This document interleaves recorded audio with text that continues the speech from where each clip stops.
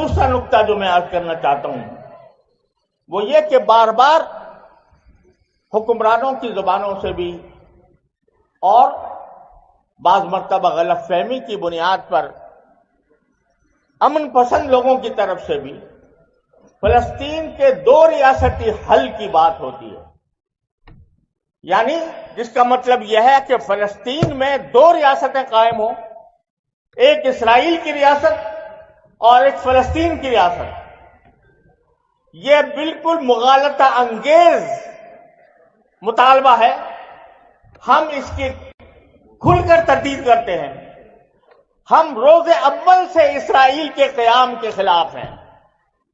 ہمارے بانی پاکستان نے روز اول سے اسرائیل کے وجود کو مغربی طاقتوں کا ناپاک بچہ قرار دیا تھا، اور آج تک ہم اس عقیدے پر قائم ہیں۔ لہذا یہ فیصلہ کہ اسرائیل نے جس نے علاقوں کو فتح کر لیا ہے وہ اس کے رہیں، اور غزہ اور جنوبیہ کے اندر غربیہ کے اندر فلسطین کی ریاست قائم ہو جائے، یہ ہرگز ہمارے لیے قابل قبول نہیں ہے۔ لہذا دو ریاستی حل کی جو بات کی جاتی ہے اس سے ہمیشہ پرہیز کیا جائے۔